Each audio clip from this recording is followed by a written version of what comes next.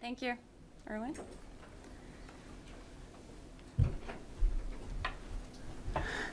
Hello, everyone. Hi. Hello. I want to thank everyone here, in particular Jane, for the honor of opening this press conference.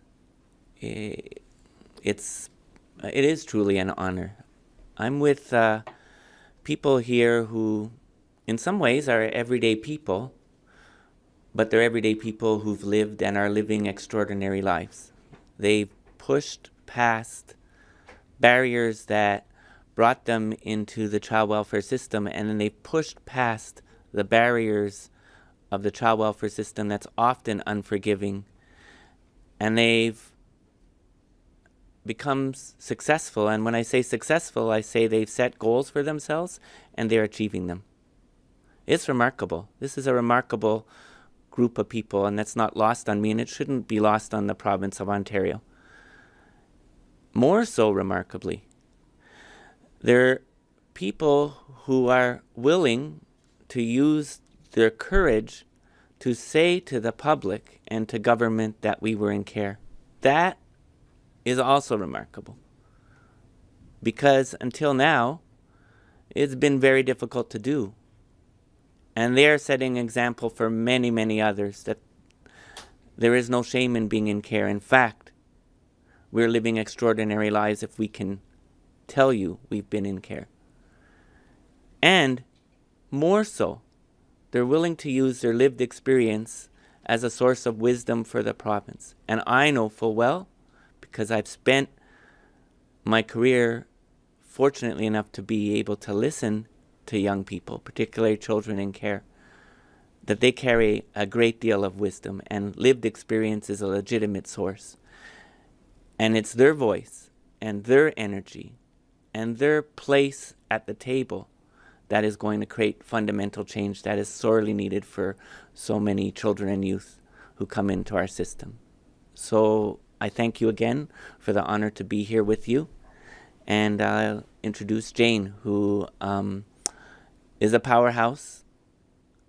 And Ontario and our systems need to watch her and listen to her, because she's leading. And my office, Jane, and to all of you, will continue to walk and support you in your journey for fundamental change in child welfare. So thank you, and thank you. Here you go, Jane.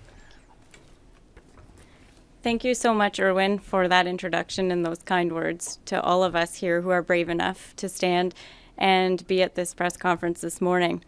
I'm, of course, Jane Kovarikova. I'm a PhD candidate at Western University.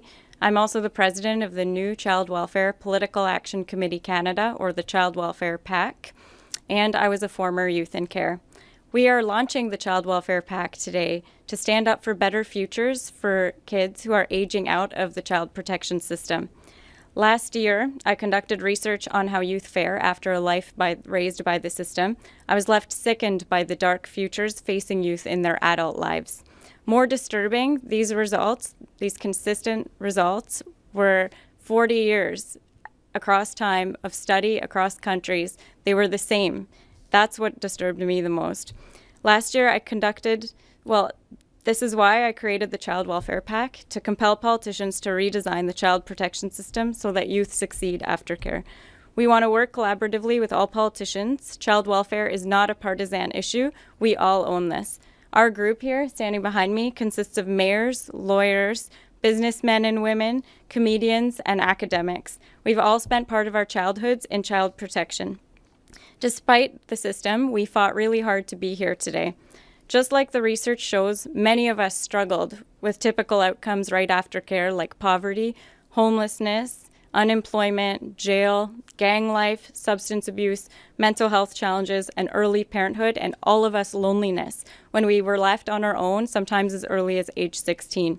But we know it doesn't have to stay that way. The solution to breaking the cycle is an evidence-based and outcomes-focused system. So put another way, we're asking for politicians to check their parenting, to check their impact, and to create better futures for youth leaving care. In Ontario, the government has never systematically measured youth outcomes after care. So if you don't know what happens after, how do you know what you did before worked? As such, current policy is not rooted in evidence. It is a mosaic of well-intentioned guesses with life-destroying consequences. Unsurprisingly, the results have stayed the same year to year, with youth struggling after care. The opportunity cost to society is too high to send capable people off into their adulthood without the skills to thrive. We are offering our real life and professional expertise to help build a foundation that allows for all policies going forward in this sector to be based on evidence and focused on bettering youth outcomes. To sum up, we're asking politicians, the system architects, to join us in creating an evidence-based and outcomes-driven system in child welfare so that every youth has the opportunity to have a bright future. Thank you.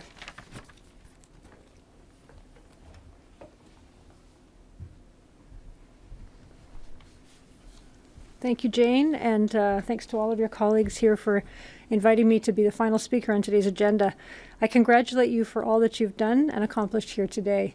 My name is Wendy Miller. I'm the senior manager of government and stakeholder relations at the Ontario Association of Children's Aid Societies. And I'd like to start by echoing the words that we've heard from Jane and from Erwin. I know that we all want the same things for the young people who we serve and who are in our care. We have different roles to play, but we have the same aspirations. However, your very presence here today forces us to remember that our work is not just the protection of children. It's also the nurturing and the caring of the people who we care for and who we are responsible for. As the comments that we've been hearing clearly demonstrate, the work of Children's Aid Societies is designed primarily to focus on protection, but equally critical to our mandate are the well-being and nurturing of the people in our care. As we've been hearing, how are we supposed to know if we are achieving this aspect of our mandate if we don't actually hear from you, the adults and all of your peers who over decades became adults after spending time in our care? We know our approaches have gaps. We do not always focus sufficiently on preparing the young people in our care to be whole, thriving, happy, engaged, and responsible adults. Currently, Children's Aid Societies need to change and learn from your research and from the lived experience of the adults who once were in our care. We can do better, and we are sincerely trying to do better. We have new legislation coming soon that will demand that we do better and that we act differently in how we deliver our services. But as I've said, there is a design flaw in our system. Clearly, Children's Aid Societies are only one element of a different, better, evidence-informed approach. We need the whole community, we need the whole of government, and the whole of Ontario to achieve this goal. Children's Aid Societies are required to play the role of parents, but an institutional parent is inherently inadequate. The young people we care for need our collective best ideas, creativity, energy, enthusiasm, and love to become the adults they are meant to be. I will bring these words and the work of your PAC and all of your research back to my colleagues and encourage you to continue to hold us accountable to do better. Thank you. Thanks, Wendy. Okay. Thanks, everyone. I don't know if anyone has questions, but otherwise we'll wrap up. Okay. Thank you.